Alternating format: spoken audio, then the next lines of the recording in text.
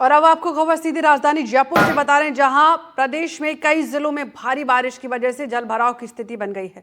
कल देर शाम हुई बारिश प्रदेश के सबसे बड़े सरकारी अस्पतालों की बात की जाए तो उनमें भी चाहे आईसीयू हो या फिर एक्सरे रूम हो, हर जगह सीवरेज का गंदा पानी अस्पताल के परिसर में देखने को मिलता है। मानसून से पहले प्रदेश की राजधानी में मौजूद 650 नालों की सफाई के लिए करोड़ों रुपए खर्च किए जाते हैं, लेकिन सवाल बस वही बना हुआ है कि कब क्या वाकई में इन नालों की सफाई हुई है? अगर सफाई हुई है तो क्यों नहीं जलभराव से आम जनता को निजात मिल पा रहा है?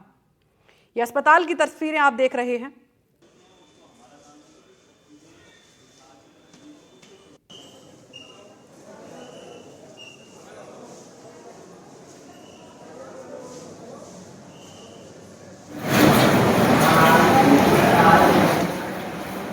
तस्वीरें आपको दिखा रहे हैं सरकारी अस्पताल की है, जहां पर बारिश के चलते पानी भर गया है। लोग परेशान हैं, मरीजों को दिक्कत हो रही है, उनके साथ आए परिजन भी अब इस बदहाली की मार झेल रहे हैं। पूरी अस्पताल में पानी भर गया है, मरीज परेशान हो रहे हैं। लगातार सफाई का काम चल रहा है, लेकिन इसका कोई भी असर दिखाई नहीं दे रहा।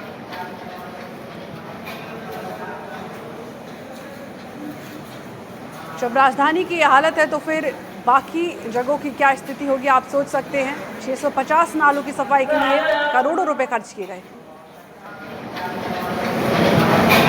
ये गंदगी है, आप तस्वीरों के अंदर देख सकते हैं। बच्चों के जो जहां पर एनआईसीयू जिसको कहा जाता है, उसके अंदर किस तरीके से जो है यहाँ पर गंदगी और जो कह सकते हैं बैक्टीरिया, और इसके साथ ही जो कह सकते हैं कि बच्चों को जब बच्चा जन्म लेता है तो उसको सबसे ज़्यादा जो डर रहता है वो संक्रमण का रहता है, और उससे बचाने के लिए जो है साफ सफाई का विशेष ध्यान रखा जाता है। लेकिन यहाँ पर परिस्थितियाँ विपरीत है, क्योंकि यहाँ पर जो प्रशासन है वो सोया हुआ है, किसी की कोई जिम्मेदारी नहीं है। जो जिम्मेदार हैं वो केवल पत्रावली के माध्यम से अपनी जिम्मेदारियों से पल्ला झाड़ते हुए दिखाई दे रहे हैं। लेकिन अगर बात की जाए ये एक सरकारी अस्पताल की, तो आप प्रदेश के अन्य अगर सरकारी अस्पतालों में जाते हैं तो इससे भी भयावह तस्वीरें हैं वो देखने को मिलेगी। लेकिन जिस तरीके से दावा किया जा रहा था, करोड़ों रुपए खर्च किए जा रहे थे नालों की और जो कह सकते हैं कि सीवरेज की साफ सफाई को लेकर, इसका लेखा जोखा जो है किसी के पास नहीं है। केवल कागजों तक जो है ये करोड़ों रुपए का बजट है वो खर्च कर दिया जाता है,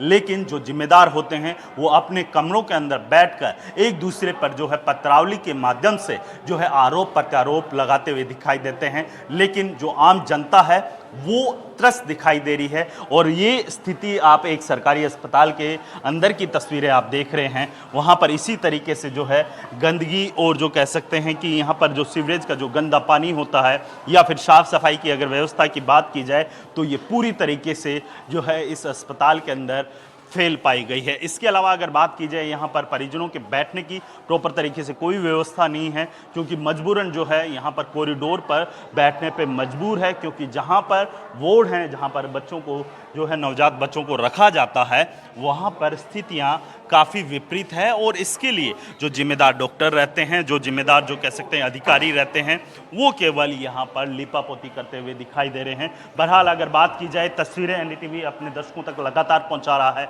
लेकिन जो है प्रशासन कब जागता है, कब उनकी नींद खुलती है, क्या वाकई में जो है उनकी जिम्मेदारी है और उस जिम्मेदारी को किस तरीके से निर्वहन करते हैं, ऐसे कई सवाल हैं। उन सवालों के जवाब जो है आम जनता पूछती हुई दिखाई दे रही है, लेकिन अधिकारियों के ऊपर कान के ऊपर जो है जूं तक रेंगती हुई नहीं दिखाई दे रही है। जयपुर से पुष्पेंद्र तिवारी के साथ वीरेंद्र सिंह शेखावत। और अब आपको अगली खबर सीधे जयपुर से ही बता रहे, जहां राजधानी जयपुर में कल 1 घंटा बारिश के बाद सड़कें और कॉलोनियां जलमग्न हुई। प्रतिनिधि और विभाग के प्रशासनिक अधिकारियों की आंखें बंद होने की वजह से जयपुर के करतारपुरा नाले के पास कॉलोनी में स्थितियां काफी बदतर बन गई। यहां बारिश के बाद घरों में ना इस कॉलोनियों में भी लोगों के द्वार और गेट पर दीवार बन गई। स्थानीय लोगों ने बताया कि जलभराव के बाद उनको काफी ज्यादा नुकसान का सामना करना पड़ा। अब उसके बाद जिम्मेदार केवल प्रशासनिक अधिकारी और जनप्रतिनिधि हैं, जो केवल आश्वासन देकर आम जनता को लौटा देते हैं। राजधानी जयपुर में लगातार बारिश की वजह से जो है लोगों की समस्याएं वो बढ़ गई है। अगर बात की जाए राजधानी जयपुर के करतारपुरा इलाके की तो वहाँ पर समस्याएं जो है जस की तस बनी हुई है। हर साल बारिश होती है और लोग मजबूरन जो है यहाँ पर गंदे पानी में रहने पर मजबूर है। मैं इस वक्त जो है करतारपुरा इलाके के अंदर मौजूद हूँ और अगर आपको मैं तस्वीरें दिखाऊं इस इलाके की तो ये वो इलाका है जहाँ पर जो है सबसे ज़्यादा जो कह सकते हैं कि बारिश से प्रभावित लोग हैं वो यहाँ रहते हैं। और इसके साथ ही आप देखिए कि अगर रास्ते की बात की जाए तो यहाँ पर सड़कों की ना तो लेवलिंग की गई है, ना ही यहाँ पर पानी की प्रॉपर तरीके से कोई व्यवस्था की गई है। हर जगह जो है इसी तरीके से जो है समस्या बनी हुई है और लोग हैं वो अपने घरों के बाहर जो है दीवारें खींचने पे मजबूर है, क्योंकि जब बारिश होती है तो बारिश के दरमियान जो है यहाँ पर इसी तरीके की दीवार है वो घरों के बाहर लगाई जाती है। अगर आपको घर के अंदर जाना है तो ये दीवार है, आपको क्रॉस करनी होगी और उसी के बाद जो है आप घर के अंदर प्रवेश कर सकते हैं। इसके अलावा अगर बात की जाए यहाँ पर स्थानीय लोगों की तो स्थानीय लोगों का कहना है कि जो यहाँ पर इन्होंने जनप्रतिनिधि का चुनाव किया था वो जनप्रतिनिधि केवल वोट के समय यहाँ पर इनसे मिलने के लिए आते हैं और जब ये समस्या और जो कोई किसी मजबूरी के अंदर जब उनके पास जाते हैं तो उन्हें केवल आश्वासन देकर जो है वहाँ से जो है भेज दिया जाता है। मेरे साथ यहाँ के स्थानीय लोग हैं, महिलाएं हैं, पुरुष भी हैं, उनसे भी बातचीत करूँगा। कल जैसे बारिश हुई तो क्या कुछ दिक्कत हुई? खूब गाड्या बोटरा सब में दिक्कत हुई, गेला में दिक्कत हुई, पानी भर गया, बहुत कीचड़ कीचड़ हो गया, मनक बेबा में काई घटे कोने, बहुत दिक्कत हुई। आप भी यहीं रहते हैं? जी मैं भी यहीं पे रहती हूँ। कितने टाइम से रह रहे हैं? जी हमें 15 साल हो गए रहते हुए, मतलब ये देख लो न, अभी हुआ है 5-6 साल से ही होने लगा है। मतलब जब बारिश आती है इतनी गंदगी होती है ना, पूरा नाले का पानी बाहर आ जाता है और हद से ज़्यादा होता है। इतनी गंदगी इतनी भयंकर होती है तो जाने का मन ही नहीं होता, मतलब भर जाता है, घर के बाहर ही भर जाता है। अब इसका आप करो तो कर लो कुछ भी। आपने अपने जनप्रतिनिधि या फिर यहाँ के स्थानीय विधायक को लिखित में दिया आपने कि भी ये चीज़ समस्या है उसका निस्तारण होना चाहिए? हमने कितनी बार भी अवगत कराया उनको, कई बार मौके पर उनकी वीडियो भी फुटेज भी भेजी है और हर बात पे उनको अवगत कराया, लेकिन कोई आना ही नहीं चाहता। इतनी गंदगी पहुंच चुकी, खुद उन गंदगी से तो खुद दुखी हो चुके हैं कि यहाँ इस गंदगी में आए नहीं। 28 तारीख को इस जो बरसात हुई थी, 1 घंटे की बरसात में पूरी कॉलोनी को डुबो दिया। बच्चे छत पे बैठे हैं, घरों में खाना नहीं बन रहा, गैस चूल्हे नहीं बन रहे, बच्चे स्कूल गए हैं तो स्कूल से आ नहीं पा रहे हैं, कोई नौकरी गया तो नौकरी से कॉलोनी में आ नहीं पा रहा। बहुत परेशानी हो रही है कॉलोनी के अंदर।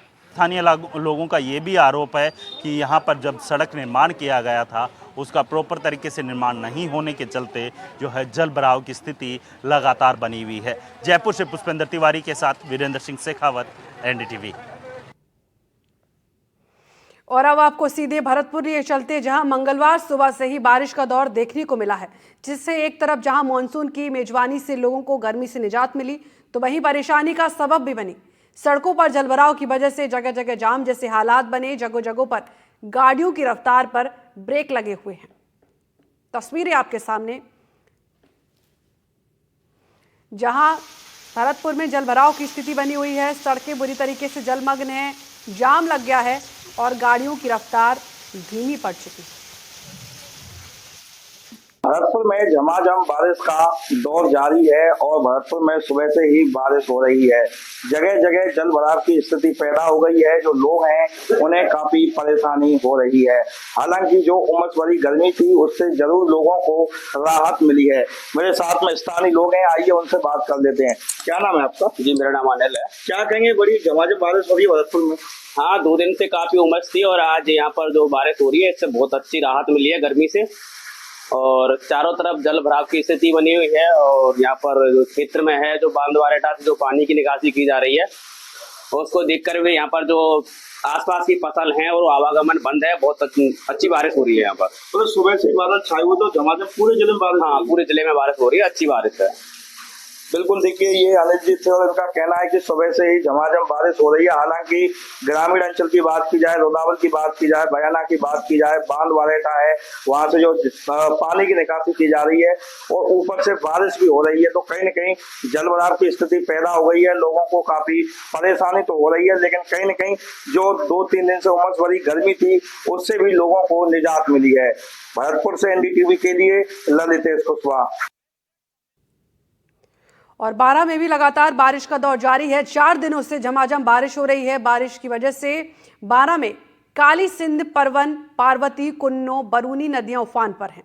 सहकारी समिति खंडेला की गोदाम बिल्डिंग का एक बड़ा हिस्सा धराशायी हो गया। समरानिया में वन नाके की दीवार का हिस्सा पूरी तरह गिर गया है।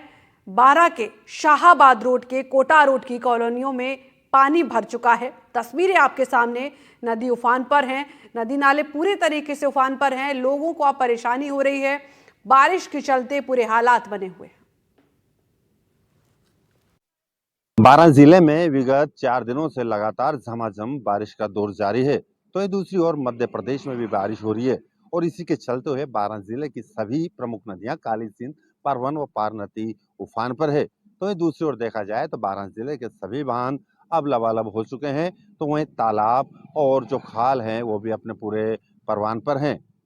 तो वहीं साथ ही बारिश अधिक होने के कारण खेत भी अब पानी से भर गए हैं और किसानों की जो फसलें हैं वो भी तबाह होने लगी है। हम इस वक्त मौजूद हैं बारां जिले की दूसरी सबसे बड़ी नदी पार्वती नदी पर। मैं आपको दिखाना चाहूँगा, पार्वती नदी है और मध्य प्रदेश में बारिश लगातार जारी है और उसके चलते हुए ये मध्य प्रदेश से आ रही पार्वती नदी अभी इस वक्त पूरे उफान पर है देखा जाए तो। दूसरी ओर देखेंगे ये खेत हैं जो किसानों के खेत हैं और खेत भी पानी से लबालब भर चुके हैं। हालांकि किसानों के लिए भी अब ये जो बारिश हो रही है ये दुखदायी हो गई है, क्योंकि इसके पीछे कारण है कि लगातार बारिश हो रही है और ये दूसरी बार मानसून की दूसरी बार बारिश की शुरुआत ऐसी हुई है कि चारों तरफ जिले भर में बारिश का दौर जारी है। वहीं आपको ये बता दूं कि बारां जिले के छबड़ा, अटरू और शाहबाद क्षेत्र व अंता में अधिक वर्षा हुई है, जिसके चलते हुए अंता में कई जो कच्ची बस्तियां हैं वहाँ पानी चला गया था और वहां से लोगों को हटाकर आश्रय स्थल पर पहुंचाया गया है। तो दूसरी ओर शाहबाद क्षेत्र की जो निचली बस्तियां हैं वहां पर जो बरूनी और कुन्नू नदी है उसका पानी भी कई कॉलोनियों में आ गया है। वहां से लोगों को हटाकर दूसरी जगह शिफ्ट किया गया है। हालांकि बारां जिले के बेतली बांध सहित लासी बांध ये सब अभी पूरी तरह से लबालब है और इनको यहाँ से इनके पानी की निकासी की जा रही है। लगातार बारिश के चलते हुए बारां जिले में अब लोग और जो किसान हैं वो बेहाल होते नजर आ रहे हैं। हालांकि अभी आगामी 4 दिनों तक और बारिश जारी रहने की संभावनाएं जताई जा रही है। बारां से ब्रिजेश कुमार, एनडीटीवी। और अब आपको सीधे करौली लिए चलते, जहां जिले के सक्रिय हुए मानसून के बाद एक ओर जहां जल स्रोतों में पानी की आवक है तो वहीं दूसरी ओर शहरवासी जलभराव से त्रस्त हो चुके हैं। पांचना बांध का जलस्तर मंगलवार सुबह 257.95 मीटर दर्ज किया गया है, जो इनके ज्यादातर गैज 258.62 मीटर के करीब है।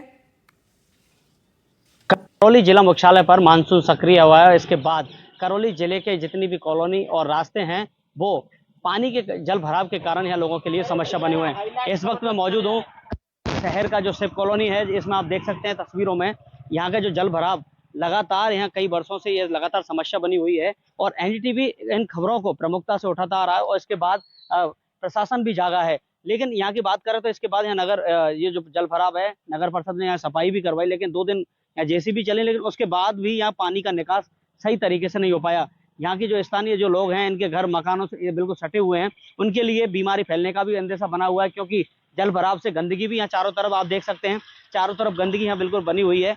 घुटनों तक पानी इसमें, ऐसे हालात बने हुए हैं, घुटनों तक पानी इसमें भरे हुए हैं। आप देख सकते हैं तस्वीरों में बाइक सवार, पैदल स्कूल चलने वाले छात्र छात्राएं यहाँ लगातार इस समस्या से जूझ रहे हैं। वहीं इसके पास एक ट्रांसफार्मर रखा हुआ है, ट्रांसफार्मर पानी में बिल्कुल डूबा हुआ है, जिसके कारण करंट फैलने का भी यहाँ डर बना हुआ है, क्योंकि आसपास क्षेत्र में मकान भी हैं, कई लोग यहाँ रास्ते से निकलते भी हैं और निकलने में यहाँ काफी समस्या यहाँ देखने को मिल रही है। एनडीटीवी के लिए सागर शर्मा, करौली।